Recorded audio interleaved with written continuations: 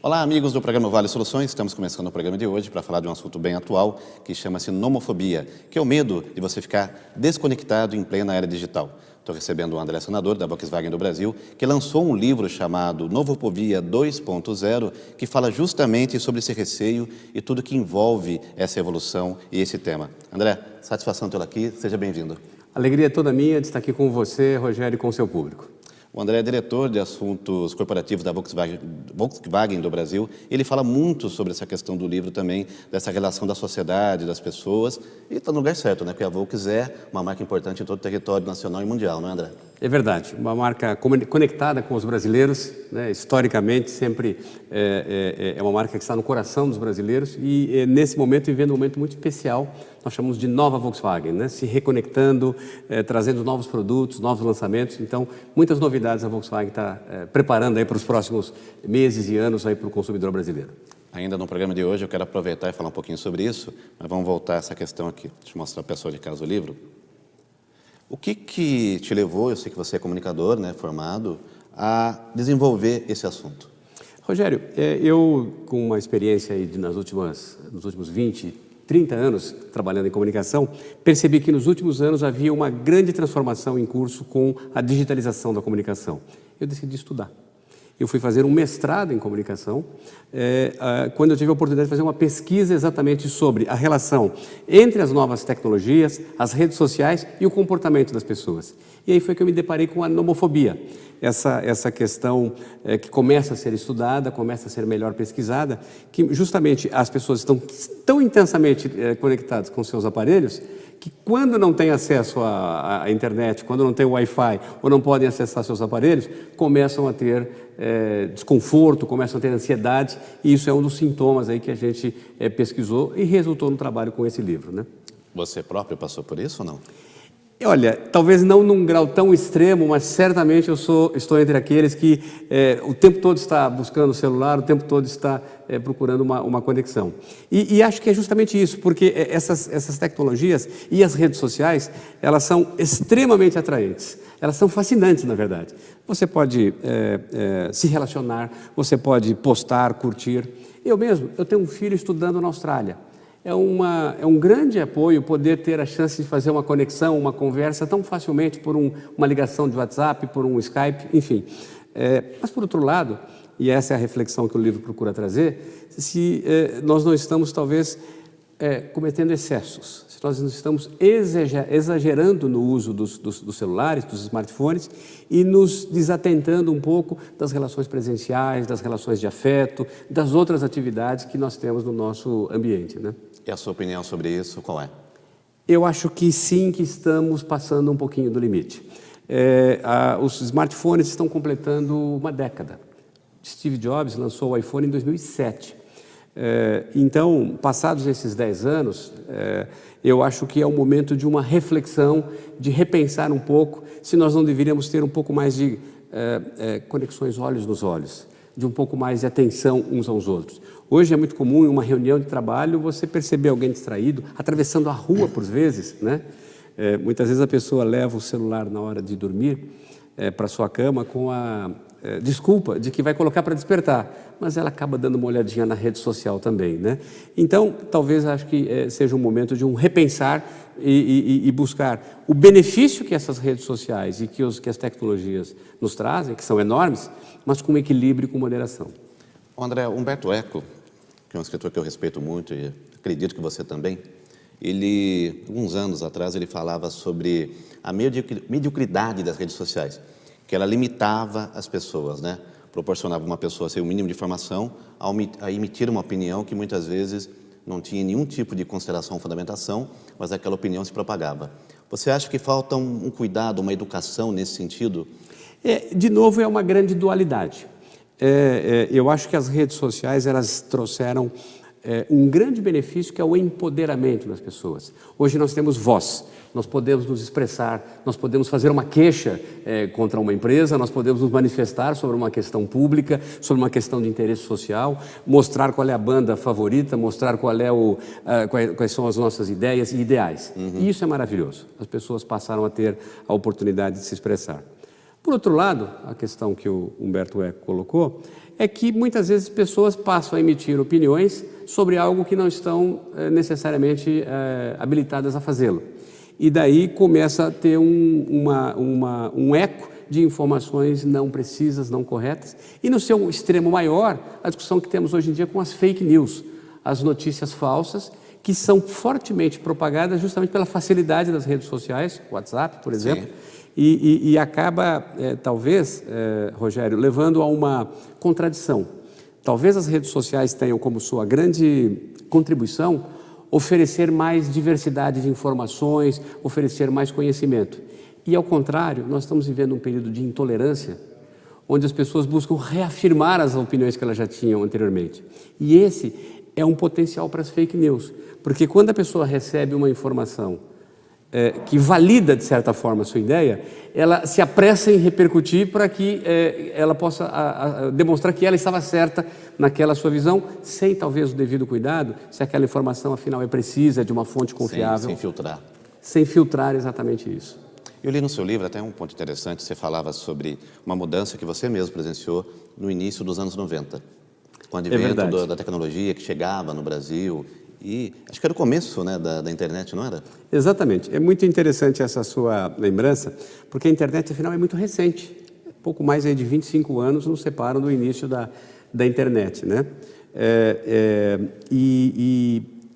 Quando eu comecei essa pesquisa, eu acreditava que eu tinha que pesquisar apenas aquilo que é o mais recente do conhecimento da inovação. Mas eu fui me dando conta que, afinal, a tecnologia, ao longo dos anos, ela nos impactou de forma bastante intensa. E você faz referência aos anos 90, ali a grande discussão era que o e-mail começava a, digamos, invadir a vida das pessoas. Eu vou só fazer uma pausa, eu pedi para você voltar a esse assunto no nosso próximo bloco, a gente vai chamar o nosso primeiro intervalo, e na sequência retoma esse assunto importantíssimo. Voltamos já.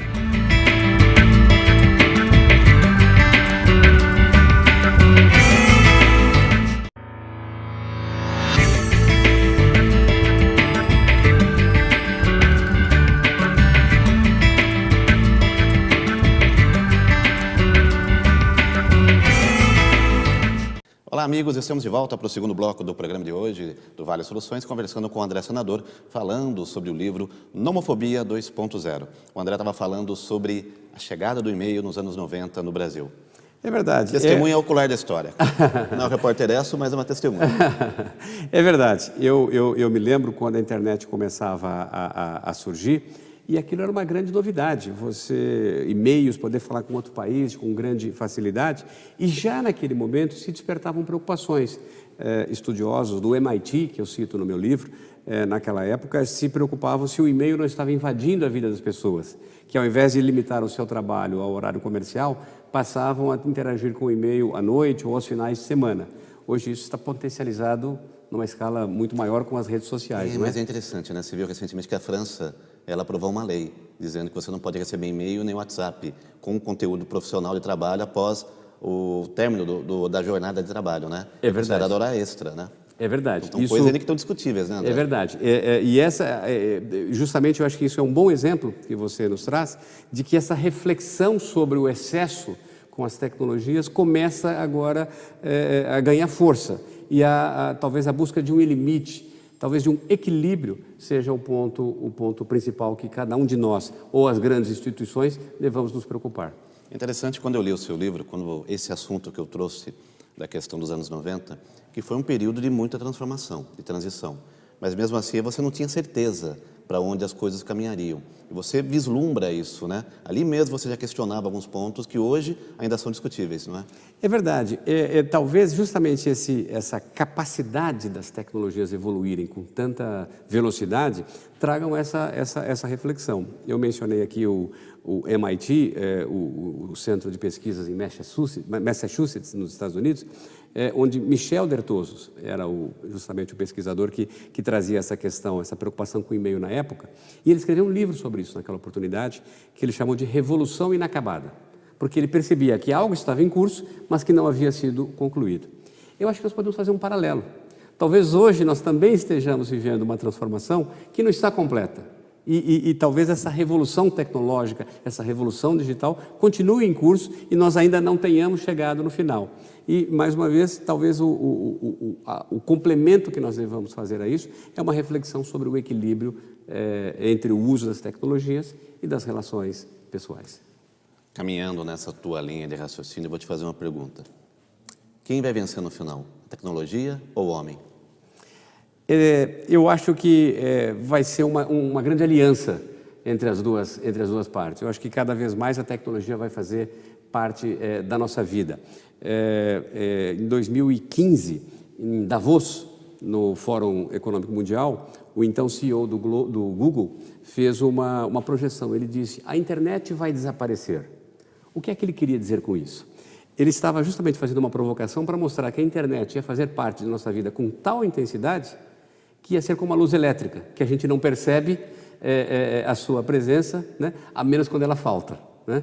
Então, talvez esse seja um ponto para o futuro próximo, um grande equilíbrio, uma grande harmonia entre o homem e a tecnologia, buscando seus benefícios, mas com equilíbrio para que a gente não esqueça uns dos outros, né? Numa outra entrevista que eu fiz aqui no programa Vale Soluções, com o CEO da Binóculos, que é uma empresa pioneira em realidade virtual, eu citei um exemplo do livro do André, que é sobre a questão do acesso ao uso da tecnologia, no caso do celular, que 90% da população mundial, segundo o estudo da Ericsson, que você cita no livro, teria esse acesso. Como é que você vê as camadas mais pobres do mundo, mais inferiores, tendo acesso? É a mesma coisa? Você já fez essa comparação? Se o acesso é para diversão, se é para estudar, se é para lazer, você consegue ter essa visão, esse parâmetro? Olha, os smartphones, eles são um sonho de consumo de todas as camadas sociais. Talvez as faixas mais abastadas consigam mais facilmente realizar esse desejo, esse anseio. Mas contraditoriamente ao fato que nós estamos discutindo o excesso, num dado momento em grande faixa da sociedade, talvez, de outro lado, a grande preocupação seja a geração de acesso. Os governos têm promovido políticas de expansão da cobertura, do acesso, para permitir a um sem número de pessoas que não têm condições financeiras para isso, poderem acessar os computadores, poderem acessar celulares e, dessa forma, a informação, né? Esse é o grande benefício que talvez uma faixa da sociedade não está ainda conseguindo se beneficiar inteiramente. Mas talvez isso seja algo que vai avançar muito rapidamente, com diversas iniciativas que estão sendo tomadas em todo o mundo, e também mesmo nesses grupos a gente vai ter que se preocupar com os excessos brevemente. André, posso ser politicamente incorreto? Quando a gente fala em tecnologia, nós sabemos que os governos não querem, o nosso principalmente sempre foi assim historicamente, não querem que as pessoas das classes mais inferiores tenham acesso à informação. Esse medo que existe, essa fobia de ficar desconectado, também não tem uma fobia por parte dos governantes que as pessoas tenham acesso às informações, tenham acesso a querer saber mais, a entender? Não existe esse outro lado? Olha, nós pudemos assistir nos últimos anos algumas iniciativas importantes de desenvolvimento de programas para aumentar o acesso à internet, o maior acesso à banda larga. Então, eu quero crer que talvez hoje, nos dias atuais, isso já esteja sendo superado e haja mais consciência sobre a importância da geração do acesso, da disponibilização da tecnologia para que as pessoas, de uma forma geral, possam ter um acesso maior à informação. E porque isso é válido, né, André? Todo mundo com informação, a sociedade se desenvolve. Não há dúvida nenhuma, é a base para uma boa educação, para um bom desenvolvimento de uma sociedade, né? Agora, uma preocupação que eu senti tua, lendo o teu livro, é que você realmente discute o que as pessoas estão buscando. Se elas realmente sabem o porquê navegar, aonde elas estão se inserindo nesse novo mundo, não é? É verdade. Talvez a atratividade desses equipamentos e das redes sociais seja tão grande que as pessoas acabam mergulhando num universo que elas mesmas não conhecem ainda tão bem. Nós sempre, ao longo dos anos, e mais uma vez aí a minha pesquisa me levou a buscar as coisas anteriormente também, nós sempre buscamos uma inclusão social. Eu quero só fazer um último parêntese, uma pausinha, a gente vai para o nosso último intervalo, na sequência a gente volta para você complementar isso. Nós voltamos já.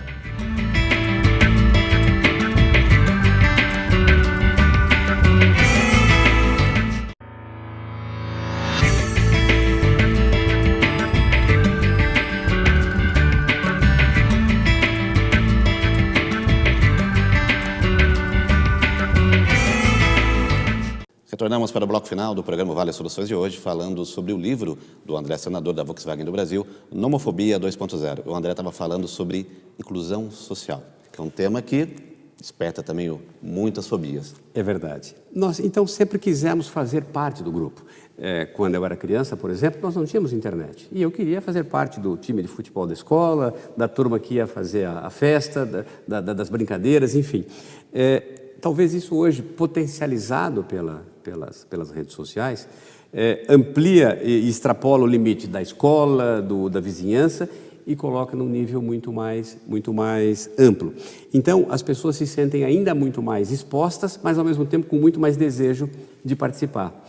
E isso leva, então, a essa busca excessiva, e as pessoas, por vezes, podem até acabar projetando uma espécie de personagem diferente do que ela seja na vida real. Porque ninguém vai na rede social para postar uma unha encravada. As pessoas sempre estão ali postando uma grande festa, uma grande viagem, um grande acontecimento, e isso pode talvez levar ao risco de se desfocar um pouco da realidade. Porque a realidade nós temos bons momentos, mas nós também temos os nossos desafios.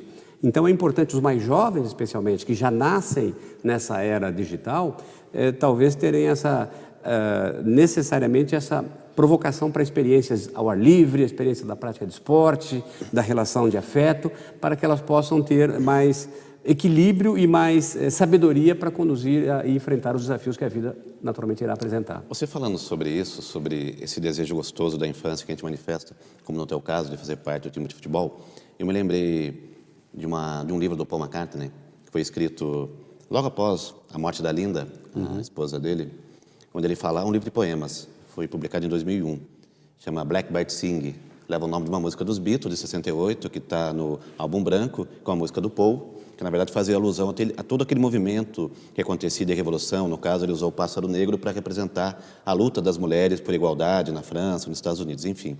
E tem uma parte do livro que ele falava o seguinte, que ele tinha um desejo irresistível de querer ver um poema dele publicado no jornal da escola. A minha pergunta em cima disso é, com o advento todo dessa tecnologia, a gente não perdeu os valores, não perdemos referências, não deixamos de lado coisas tão importantes na formação? Olha, é uma questão profunda que você coloca. Talvez eu não conseguisse afirmar de uma forma tão categórica que sim, que nós perdemos esses valores. Mas talvez nós nos distanciemos um pouco de algumas coisas simples que a vida pode nos oferecer para tentar projetar esse personagem nas redes sociais que nós o tempo todo estamos ali tentando ocupar esse espaço e a pessoa passa a se preocupar se ela faz uma postagem e porventura ela acha que tem menos curtir do que ela esperava, como se ela não fosse aprovada, como se ela não fosse apoiada. Uma espécie de uma depressão, né? Exatamente. Então, acho que nós temos que nos libertar disso e se voltar um pouquinho mais para as verdadeiras coisas, os verdadeiros valores da vida, como você mencionou. Queria aproveitar rapidinho, a gente está no bloco final, falar um pouquinho sobre o seu trabalho na Volkswagen. Você pode nos contar hoje sobre a empresa, sobre as inovações dela? Claro que sim, com muito prazer. A Volkswagen vive um momento muito especial no Brasil. Nós estamos lançando uma nova linha de produtos. Nós lançamos no final de 2017 o Polo, no começo desse ano o Virtus, que são automóveis com um grau de tecnologia bastante mais o Virtus eu andei, gostei. O Virtus, por exemplo, é um carro que tem um recurso de inteligência artificial, numa parceria com a IBM, o Watson, ele está no seu livro também. É verdade. Ele permite que você se informe com o carro sobre aspectos do manual do proprietário. O Media Kit dele é fantástico. É verdade. Gostei muito. É verdade. Então, hoje as pessoas querem estar conectadas. Então, um automóvel é uma extensão desse momento de conexão que a pessoa faz. Então, uma empresa precisa oferecer essa condição. E é o que a Volkswagen tem promovido com esses novos produtos, automóveis mais conectados, né? Também tecnologicamente mais avançados do ponto de vista de segurança, do ponto de vista de conforto, do ponto de vista de performance e desempenho e menos emissões, que também é uma demanda dos dias atuais. Nossos motores estão em níveis bastante avançados. Então, nesse sentido, nós chamamos de nova Volkswagen, essa nova oferta de produtos, essa nova postura mais próxima do mercado, e ao longo dos próximos meses e anos nós teremos aí muitas novidades para compartilhar, inclusive aqui na região do Vale do Paraíba, a nossa fábrica de Taubaté também se prepara aí para ter novos produtos. Isso é interessante, ótimas notícias. Você falou um pouco sobre o Virtus, né? Eu andei no Virtus. gostei muito, e uma coisa que me chamou muita atenção, é essa conectividade, né, do ser humano com a máquina, né? E a Volkswagen é pioneira em pensar nisso, não é, André?